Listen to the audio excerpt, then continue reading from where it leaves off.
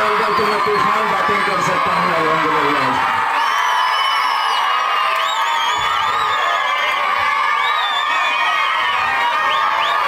मैं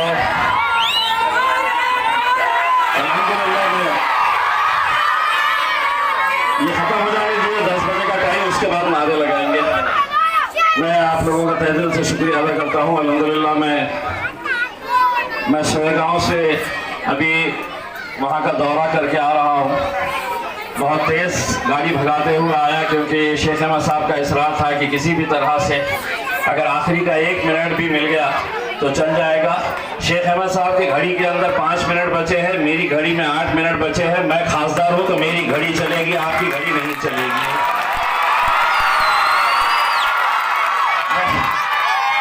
मैं अल्हम्दुलिल्लाह आप लोगों का तहे दिल से शुक्रिया अदा करता हूँ, भाइयों, बुजुर्गों, नौजवानों, साथियों। ये आप लोगों की मेहनत, आप लोगों की दुआएं थी कि जिसकी नतीजे में 2019 के अंदर इकलौता एक मुसलमान एमपी आप लोगों ने भिजाने में दिल्ली में कामयाब हुए थे और पूरे हिंदुस्तान के अंदर एक मिसाल कायम हो गई थी। यहाँ की आवाम को लोग सलाम करते थे, यहाँ के इत्तेहाद को लोग सलाम करते थे। मैं हिंदुस्तान के कोने कोने में जाता था तो लोग औरंगाबाद की पहचान आप लोगों के इस इत्तेहाद की वजह से करते थे।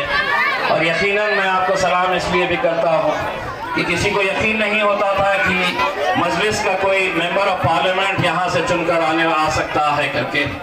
2019 के अंदर उन्हें बहुत बड़ा अगर धक्का लगा था तो 2024 के अंदर वो तमाम ताकतें एक साथ मिलकर आ रही है। हर एक की कोशिश यही हो रही है कि किस तरह से सिर्फ महाराष्ट्र का ही मैं इकलौता एक मुस्लिम एमपी नहीं हूँ। मध्य प्रदेश के अंदर कितने एमपी है मुसलमान? तो 0 है, 0 है, एक भी नहीं है।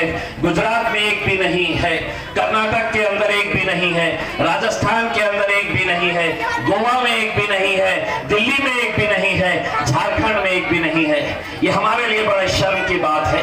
क्या वजह है कि आज तमाम ताकतें इस बात के लिए जुटी है कि एकलौता एक मुस्लिम एमपी को वो हजम नहीं कर पा रहे हैं और कैसी कैसी साजिशें रच रहे हैं, ये आप अच्छी तरह से समझ सकते हैं। मकसद 2 है। एक तो ये है कि इनके वोटों को बांटा जाए, इनके वोटों को तकसीम किया जाए, और दूसरा ये है कि इलेक्शन के दिन कुछ ऐसा हंगामा बर्पा किया जाए कि यहाँ का वोटिंग परसेंटेज कम हो जाए करके। इनकी कोशिश पूरी यही हो रही है। कोई भी आ जाए, आपके गली मोहल्लों के अंदर भी ये लोग आ रहे होंगे ये कहने के लिए कि नहीं, अगर मोदी को हमें हराना है तो इम्तियाज जलील को यहाँ से, मोदी को जिताना है तो इम्तियाज जलील को यहाँ से हराना है और चंद्रकांत खैरे को जिताना है। मैं उन लोगों को ये कहना चाहता हूँ, महाराष्ट्र के अंदर 48 लोकसभा की सीटें हैं।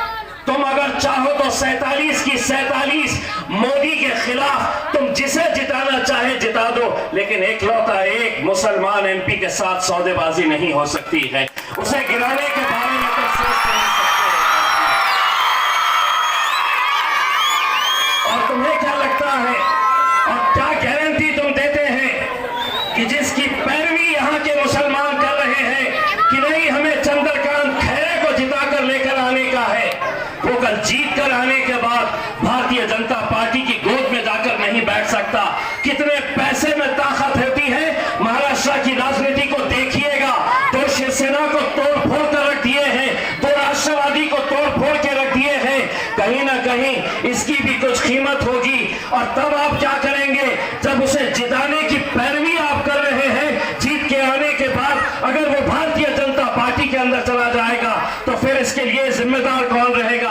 और एक बात बता दूं, इस गलतफहमी के अंदर नहीं रहना कि लोकसभा के अंदर कोई कांग्रेस वाला, कोई राष्ट्रवादी वाला या कोई शिवसेना वाला नरेंद्र मोदी की आंखों में आंखें डालने की हिम्मत रख सकता है।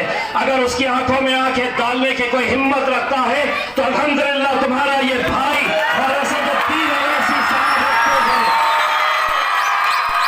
ये दिखाएंगे, ये उसमें और दिखाएंगे। और आजकल तो जनाब ऐसी हालत उनकी हो गई है कि अब मुसलमानों को कह रहे हैं कि नमाज पढ़ो, नमाज पढ़ के मस्जिद से बाहर निकलो और फूको। वाह, जिसने नहीं देखा है वो वीडियो भी जरूर देखो, बड़ा मजा आएगा। 30 साल के बाद इम्तियाज जलील को ये क्रेडिट